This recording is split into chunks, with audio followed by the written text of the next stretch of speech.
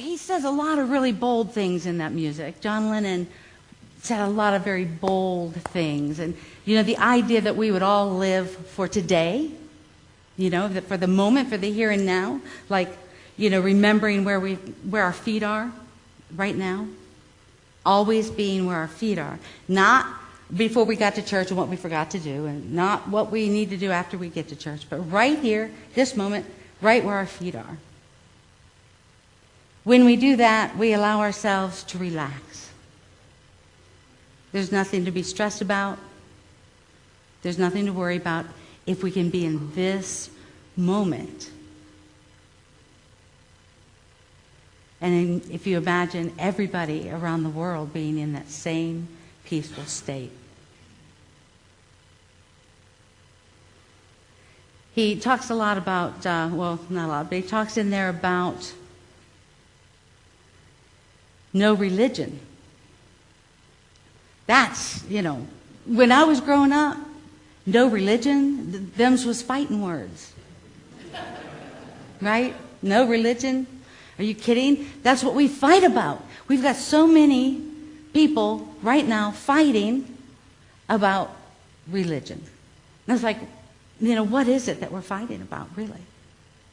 I want to read you scripture. It's Matthew 5.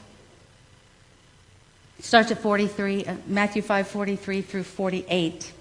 And it says, "You have heard that it was said, 'You shall love your neighbor and hate your enemy.'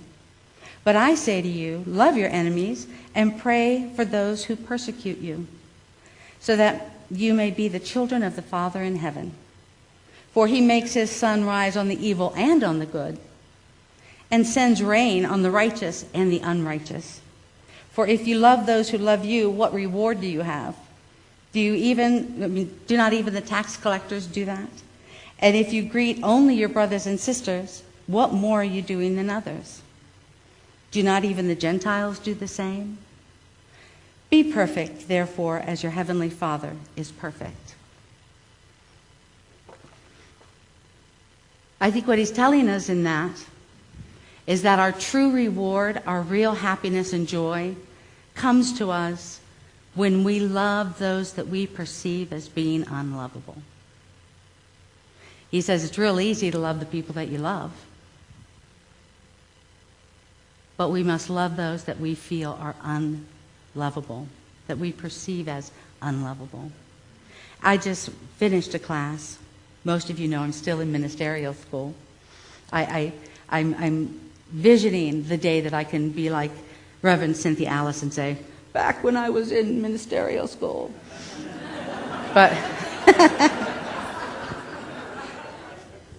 But not today. It's all very current. So I just finished. I'll take my water. I just finished this class, and it was called Conflict. Thank you. Transformation, conflict transformation. I love that because all the other classes that I've ever taken on conflict are conflict resolution. This was conflict transformation. And I took a couple of things out of that class, so much information, and they give it to you so quickly, and then you have months and months to process it. Some of the stuff that's been working me lately, one statement that I got from that class is, every perception is a misperception. No, wait a minute. Every perception is a misperception.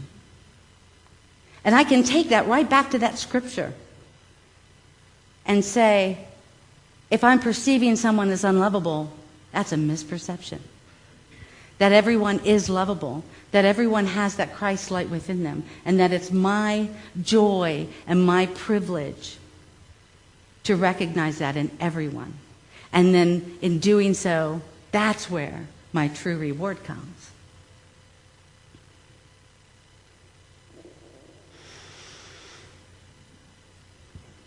Let's see. We've been very blessed this month in getting lots of wonderful guests from different faiths. Oh, and I was corrected earlier. I said it wrong. It's one God, many faiths. Apparently I said it backwards, and I apologize for that. One God, many faiths. And we've been very blessed with that. Here we don't have to worry about being persecuted for what it is we believe. We here get to believe anything that we want to believe, and what a gift that is. We don't have. I was actually asked in a class recently. They said, "What would you do? How would you defend your unity beliefs against someone who has fundamental Christian beliefs?" And I said, "Well, first off, I wouldn't. I wouldn't defend it. I don't need to defend it. But I can love them, I can listen to them, I can hear them, and maybe even learn something from them. But I'm not going to defend my beliefs. I don't have to defend my beliefs today against anyone except myself. And neither do you. But it's our duty, I think, to look at our beliefs on a regular basis. It's our duty to challenge what it is that we do believe. We need to take our beliefs out and look at them and put them through the acid test. You guys know what the acid test is? It's a simple one question you ask yourself, how's that working for you? It works every time. Take out that belief, ask yourself, how's that working for you? If it's not quite working, then we love it and we release it. If it's working for us, awesome.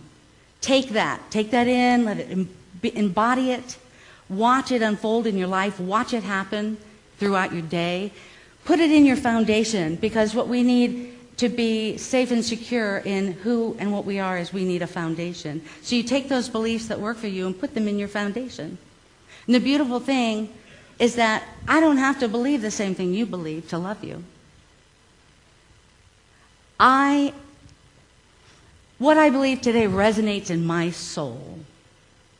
And what I want for you is for what you believe to resonate in your soul. I want to see that light come on in your eyes. I want to see that you are secure in what you believe. And I do not care if they're different.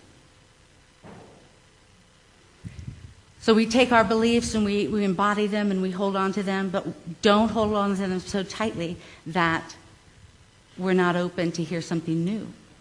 Because what I have found is that when I take something out and it's not quite working anymore, and I am paying attention to it, I get something new. And it's not usually something I don't have to throw away the old thing. It usually enhances it. It's a matter of me going deeper and getting a deeper understanding of my belief. And each time I do that, my foundation gets a little stronger. I'm not afraid of what I believe today, and therefore I don't have to be afraid of anything anybody believes. And we're all blessed with that gift. So today we have a wonderful speaker. She's actually one of our own, but it's Barbara Johns. She is actually one of our own, but she also is a devotee at the Satra Sai Baba Center in Orlando. And I would love for you guys to help me welcome her today.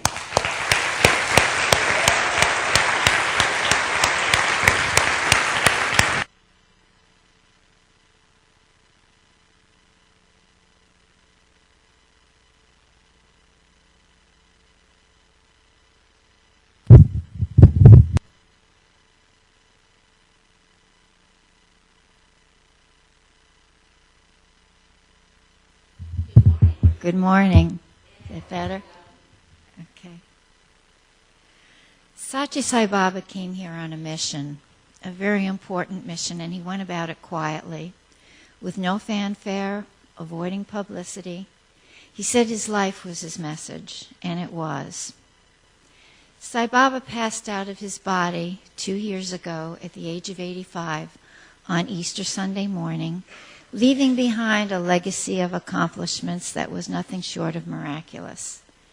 Yet he is relatively unknown, especially in the United States, thousands of miles away from where it all took place. It's a great privilege for me to be here today to share what I've learned about Sai Baba.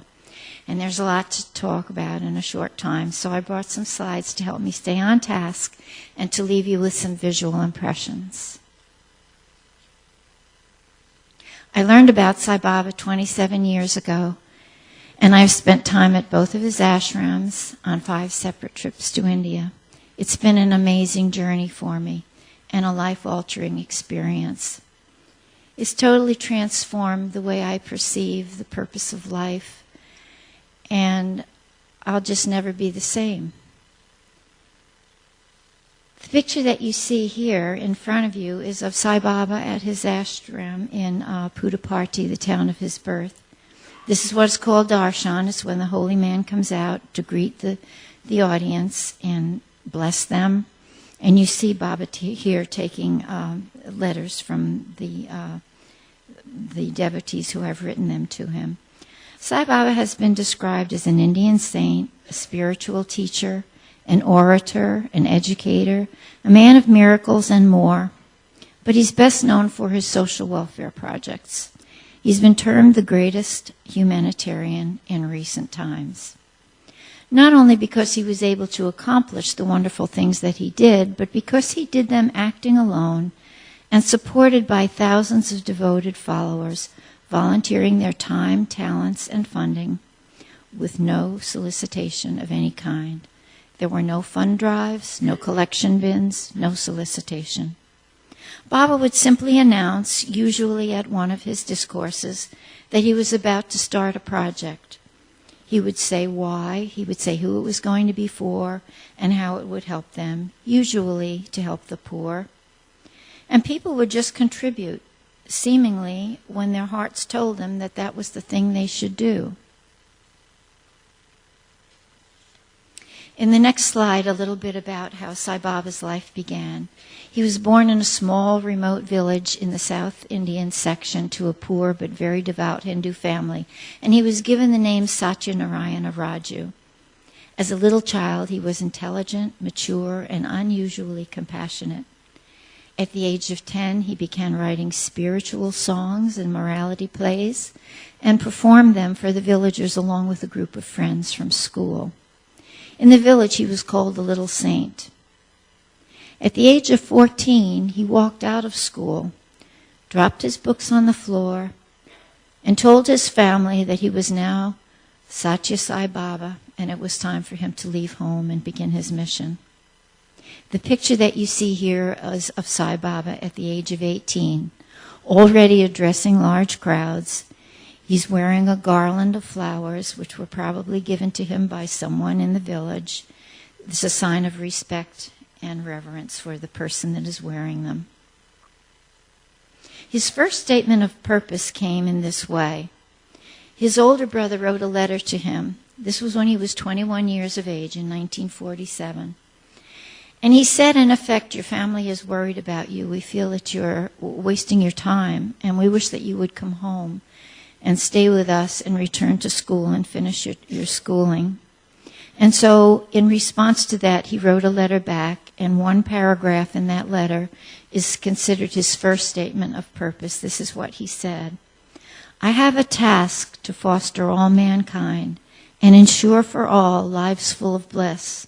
I have a vow to lead all who stray away from the straight path and again into goodness and save them. I'm attached to a task that I love, to remove the suffering of the poor and grant them what they lack.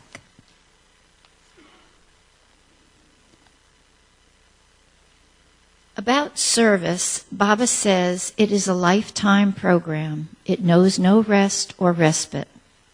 Love all, serve all is a slogan he gave us to live by. You may have seen this logo somewhere in your travels. Some followers of Satya Sai Baba use it as a model of service to follow in their own businesses. In the picture on the right, you see a large crowd waiting for food to be served to them. And on the right, you see Sai Baba serving one person alone. He says that service to man is service to God. Man is not just a human being. He's the embodiment of divinity. And all acts of service done to others are to be treated as if rendered to God. The picture on the right shows what Sai Baba says is the highest form of service. It's direct service, one person to another, given with love and compassion as if rendering it directly to God. This is what is called in India Narayan Seva. Now to a little bit about Sai Baba's teachings. Sai Baba says, if we had to go through life and learn only one thing in the whole journey, it should be this, Man's basic nature is divine, and the purpose of life is the realization of this divinity. On the right, you see the Human Values logo that is used in Sai Baba's schools. He says about human values, they are born within man, they are not obtained from the outside. Yet man in his ignorance is not aware of these values. When man sheds his ignorance, he will experience his divine nature. The value logo represents 5 basic values of truth, right conduct, peace, love, and nonviolence. But each one represents sub-values, more than a dozen under each, which are also included. This is the basis of all the character curriculum in all of Sai Baba's schools. On the next slide, you will see a logo also of great importance to Sai Baba and also taught in all of Sai Baba's schools, unity in divinity. He says our basic nature is God and God is one. No matter what faith or path we choose, we are all moving toward union with one and only God. The logo on the right is a representation of some of the faiths, certainly not all of them, there are many. He says, let the different faiths exist, let them flourish, and let the glory of God be sung in all languages and in a variety of tunes. That should be the ideal. Respect the differences between the faiths and recognize them as valid, as long as they do not extinguish the flames of unity.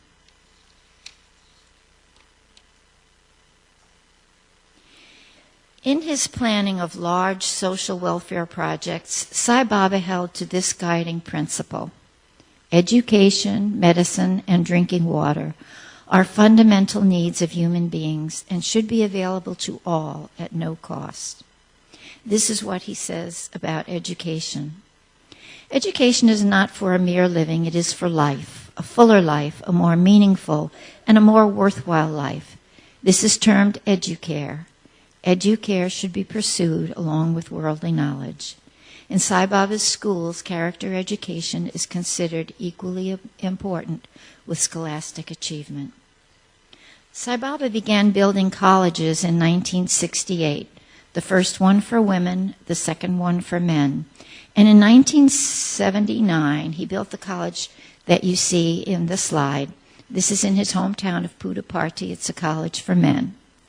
By 1981, he had developed one university system, totally accredited in every way, called the Sri Satya Sai Institute for Higher Learning. Sai Baba's universities offer a wide range of programs, continuing through PhD. His schools are known for high scholastic achievement and for the establishment of character in the students. This is his prototype for education, what it should be. Education should be of the highest caliber, K through PhD, all at no cost. It should include educare, value-based education throughout the curriculum. It should be nonprofit, with entrance based entirely on merit and entrance examinations, with no consideration of caste, creed, race, region, or religion or language. As always, all projects were done with volunteered time, talents, and funding, with no solicitation whatsoever. On to medicine. Baba built the first general hospital in 1956 in Puttaparthi, his hometown, bringing medical care for the first time ever to the people in his village. All inpatient and outpatient care was provided at no cost. 1 year later, a similar one was built in Bangalore. In 1991, he opened a super specialty hospital in Puttaparthi for the most complicated medical surgeries. It is outfitted with the finest equipment and technology available anywhere in the world and staffed with professionals of the highest caliber. All is available to those in need at no cost. On the left, you see a hospital in Puttaparthi, which was the first one. That was in 1991. And on the right, the one that he completed 2 years later in Bangalore. This is what his admonition is to all who work in his hospitals. Look upon the patients as your own kith and kin, as your special guests, as your closest friends, and attend them lovingly and with unflinching care. I call upon you to maintain this attitude in every situation. In the next slide are a couple of pictures inside the hospitals, the surgical theater, and on the right, Sai Baba attending individually to one of the guests. He says, people spend lakhs of rupees to get heart surgery done abroad. What is the plight of the poor? Who looks after them? The picture on the right is another example of Narayan Seva, meeting the guest one-on-one with an attitude of love and compassion, as if you were treating them, as if you were treating God himself. The next picture is about water. The picture on the left at the top of the page is an example of what it was like for people in these regions to try to get enough drinking water during the hot seasons. You can see them here trying to bring up the last little bits of water out of a well that is drying up. Sai Baba had compassion for these folks, and in the years from 1996 to 2008, he started projects that produced clean running water for over 1,000 villages and serving approximately 10 million people. The picture that you see in the lower right is an example of running water, clean running water, for the first time in villages. First time the people in these villages had ever had running water, ever. All were funded by the Sri Satya Sai Central Trust by donations, totally unsolicited in any way. And all projects, after a year of management by Baba, were handed over to the respective state governments. The next page gives an example of the global impact of Sai Baba's water projects. You can see the type of equipment that was used, just like the hospitals, everything of the finest quality and done by professional engineers and workers. Other Sai Baba water projects going on or completed around the world are in Africa, Asia, Indonesia, Central America, and Singapore. And the United Nations has adopted a human values approach to education, to water supply projects, meaning that everything must be done with the attitude that it must help ever and hurt never. On the next page, about spreading Sai Baba's message, just some news about where you can learn more about Sai Baba if you would like to. All of Sai Baba's teachings have been carefully recorded in books, tapes, and CDs, many of the books written by Baba himself, many books written about him. All are available online at the Satya Sai Book Center of America in Tustin, California, for very reasonable prices. He has a monthly publication called the Sanatana Sarati, which was started in 1958 and is now available also online. The Radio Sai program, www.radiosai.com, is available on the internet and has live web streaming 24 hours a day. And on to the last page. Sai Baba said that his life was his message, and I'm going to finish with a message that he has given to all of us about how we should live our lives. He says, I have come to light the lamp of love in your hearts, to see that it shines day by day with added luster. I have not come on behalf of any exclusive religion like the Hindu religion. I have not come on a mission of publicity for any sect or creed or cause, nor have I come to collect followers for any doctrine. I have come to tell you of this unitary faith, this spiritual principle, this path of love, this virtue of love, this duty of love, this obligation to love. Start the day with love, fill the day with love, spend the day with love, and end the day with love. That is the way to God. Thank you.